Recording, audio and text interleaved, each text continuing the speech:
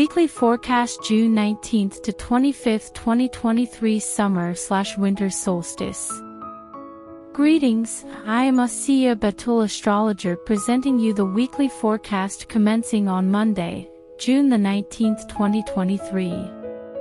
This is a very significant week where we can start progressing forwards, achieving our mundane goals but even awakening a sense of purpose and insight because on Wednesday the 21st, is the summer solstice, a very significant powerful day in the northern latitudes.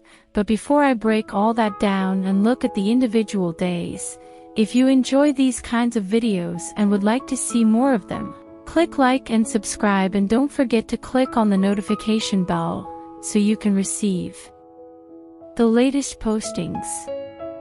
Alright, one of the most important days is Monday, June the 19th. That is because expansive Jupiter will be in harmony, forming a 60-degree angle, an angle called a sextile, to stabilizing grounding Saturn. It peaks on the 19th, but you're feeling it. It's being set into motion the whole month of June, but especially this week because on Saturday, the 17th was the new moon, and the new moon starts a new focus, new perspective, so the energy is trying to build up in new ways, and then we're having the summer solstice. Now the Jupiter to Saturn is very favorable for worldwide economic growth. The Jupiter in Taurus and Saturn in Pisces, if it's impacting your chart directly, it is where you could be feeling more grounded, more secure emotionally and physically. Now on Tuesday, as the week is unfolding, the moon that sets the public tone will be in emotional nurturing Cancer, but it's going to be in a trine or harmonious with idealistic empathetic Neptune. This trine would happen just twice a month, and there's this real caretaking response from the public, overall want to make a difference in the world, to help those less fortunate, very charitable. On another level, that could really inspire the imagination, creativity. Now the moon leaves Cancer at 3:04 p.m. Pacific time, goes into fiery Leo for the next couple of days. When the moon is in Cancer, we're more reflective or more internal in a way. We want to stay more close to home, with family, the qualities of Cancer. But when the moon sets, that public tone enters Leo. Leo is fiery, dynamic. Leo can rule children. It wants to bring out your inner child, to be more playful, more romantic, starting your vacations, going to parties. That's what that Leo moon is trying to awaken. More extroverted energy, where the Cancer is more inward energies. But on Wednesday the 21st, it's the summer solstice, or when the sun hits 0 degrees of Cancer. Now it's the winter solstice south of the equator, but north of the equator, it's called the summer solstice, the first day of summer. Why this is such an important day? Astrologically, it is the day when there's the longest daylight and the shortest darkness at night, and the light represents consciousness, awareness, insight, and it's at its peak, so there's a real opportunity to gain a lot more awareness of where your life is, or maybe on a more mundane level, where you're at this year, and where you're moving forwards. And with the Jupiter-Saturn, which is going to be really strong for economic growth, security, especially these last 2 weeks of June, and it's not just the last 2 weeks, it's grounding you, building some confidence, some material financial sense of security. Now with that summer solstice, that could also bring a lot of awareness, personal awareness of where you are on your path spiritually. Now also on the summer solstice, north of the equator, the moon, still an extroverted, outgoing, playful Leo, is going to align with pleasure-seeking creative Venus. Now the moon will cross over every planet once a month, and that moon can also represent what we're feeling, what we need to do, and with Venus, it's loving, it's this wanting cooperation and harmony, wanting a loving connection, can be a very creative need.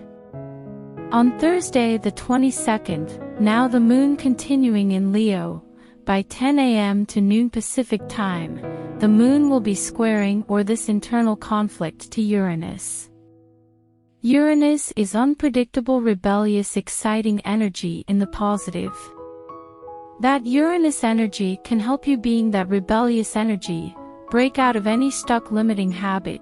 The moon can really get us into our unconscious emotional habits, but it can also represent an unexpected emotional upset. But it's only for an hour or two. But the moon in Leo will go void, of course, at 10:01 a.m. Pacific time through the entire rest of the day into Friday the 23rd, until 3:35 a.m. Pacific time. On Friday, with the moon for such a long time void, of course, remember it means the moon is no longer triggering or forming aspects with any other planets, until it changes signs and leaves Leo and goes into Virgo. Moon void, of course, is a very favorable time for resting, staying with your routine, not introducing anything new, because trying to give birth to any kind of new event will result in extra amount of effort to reach the required objectives, as the energy is flat and unproductive. So you just want to maybe reflect on what's been going on this week, this year, and just staying with your regular routine. Friday, so that moon will enter Virgo 3:35 a.m. Pacific time, and remain in Virgo into Saturday or into Sunday actually, so the moon in Virgo will be in harmony with the sun in Cancer around 7-8 a.m. Pacific time. The moon is our needs, our family, our feelings, and when it's in harmony with the sun, then the day seems to be easier overall. But the moon by early evening 6 to 8 p.m. Pacific time will be in harmony with Jupiter, a little tension with Saturn. What that's telling me is you're realizing that you've got to get serious about taking some action, but the Jupiter at the same time is bringing you the wisdom, bringing you the luck.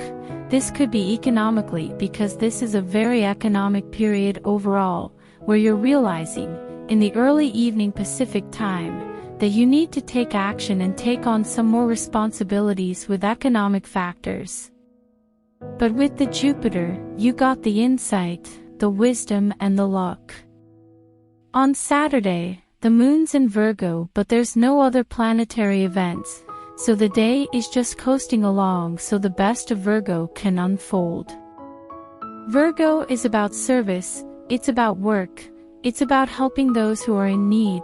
Also, Virgo can be very health conscious, so this could be a very good day to be volunteering, to be of service, helping those in need, doing a lot of work tasks, accomplishing your job, and also with the moon in Virgo, just being more, using your common sense, being more sensible. On Sunday, the moon continues in that practical service-oriented Virgo until it goes into Libra, more sociable, fair-minded Libra at 3:58 p.m. Pacific time, but during this day, rational decision-making, communication, Mercury will be squaring a hard angle to Neptune. So when Neptune is stressed out by Mercury, Mercury is the mind, so Mercury square Neptune can trigger a lot of fuzzy thinking, unclear thinking, being distracted, being disappointed. If you're feeling at all confused, a bit lost, or not sure if you can really trust what you're hearing, try and focus on the best of Neptune, of inspiration, of healing, of compassion, but also the arts and music. But how are you going to get there? If you're feeling fuzzy and lost and confused, well, you can meditate. The meditation will help clear and center the mind. You could also be doing yoga. Instead of being lost in confusion, you get involved with music or losing yourself in a good book and an escapist movie and channel that nebulous, imaginative Neptune energy in a more inspired way. I want to thank you for watching. Until next week, be safe and well. It will be an honor if you will subscribe my channel, as it helps me to grow my channel. Thank you.